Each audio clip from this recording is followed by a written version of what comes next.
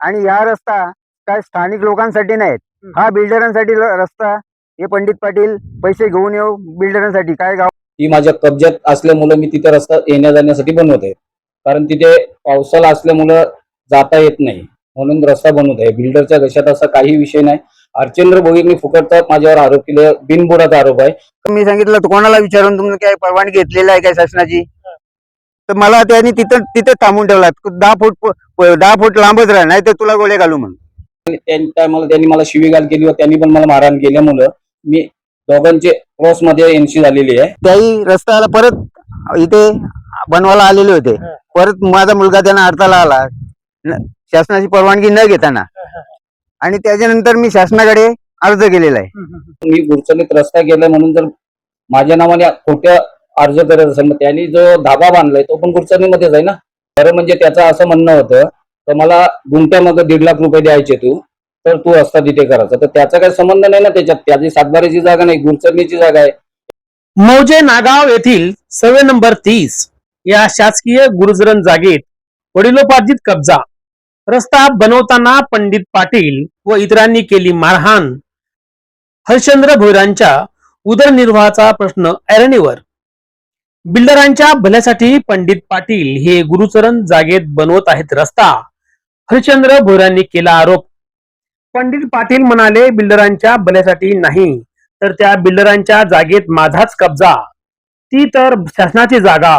हरिश्चंद्र भोईरांच्या आरोपात काहीच नाही तथ्य, मी बोलतो तेच सत्य, त्यांचे आरोप बिनबुडाचे. रस्ता बनवू नये म्हणून हरिश्चंद्र भोईरांनी घेतली हरकत, दिले तहसीलदारांना निवेदन. महसूल विभागाचे तलाठी व मंडळांनी घेतले त्या रस्त्याचे मोजमाप. पंडित पाटील म्हणतात 2 गुंठे जागेच्या बदल्यात 40 लाख हा मार्गच काढला होता. आता पर्यायी मार्गच उरला नाही कोणता.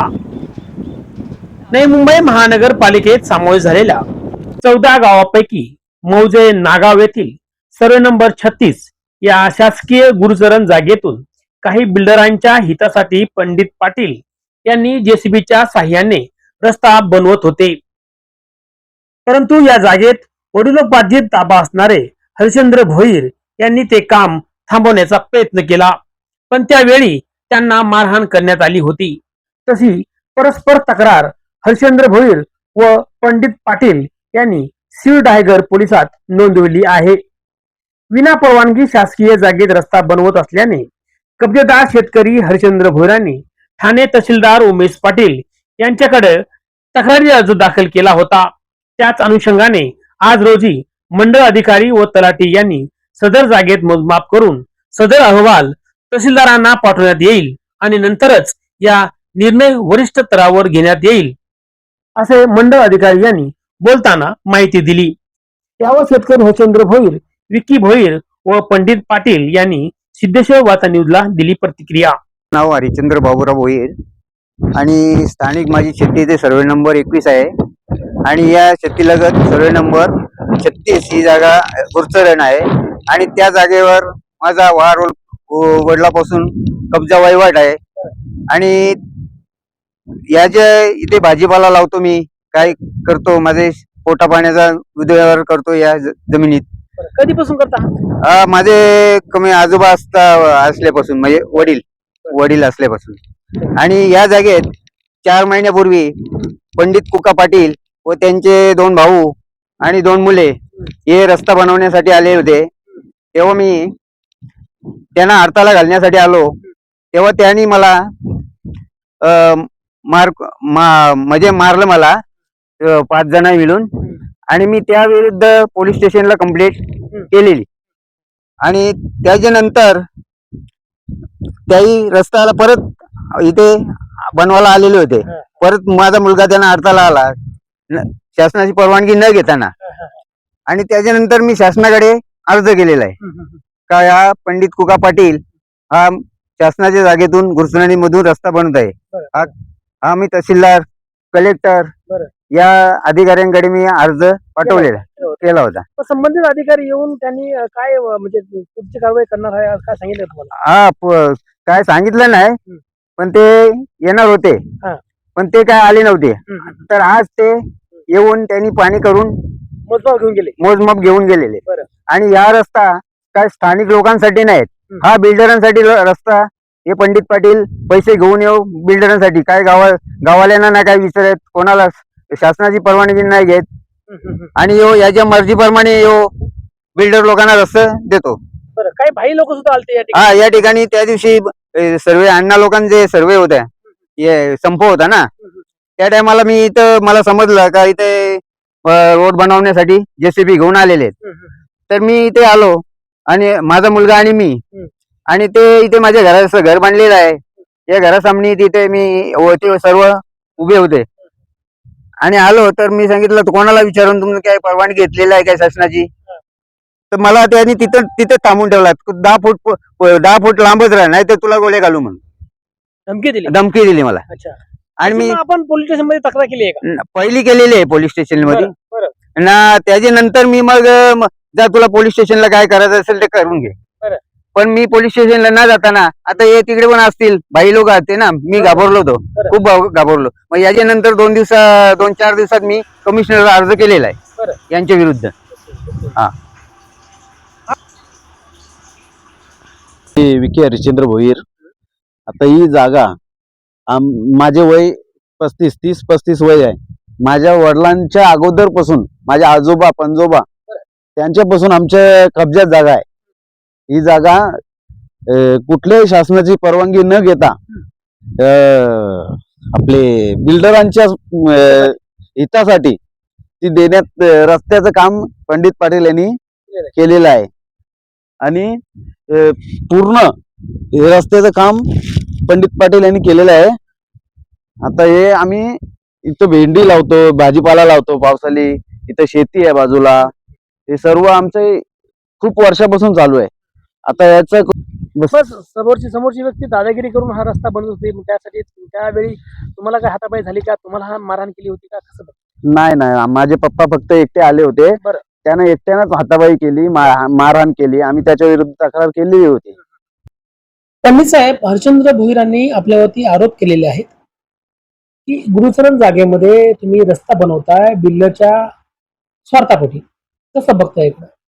बिल्डरच्या स्वार्थापोटी म्हणून नाही, त्याच्यात काय आहे, त्याच्या मागे माझ्या जी कब्जात जमीन आहे, राहुल गांधी आणि सचिन गांधी, तिथे त्या शेतीमध्ये जाण्यासाठी मी रस्ता बनवत आहे.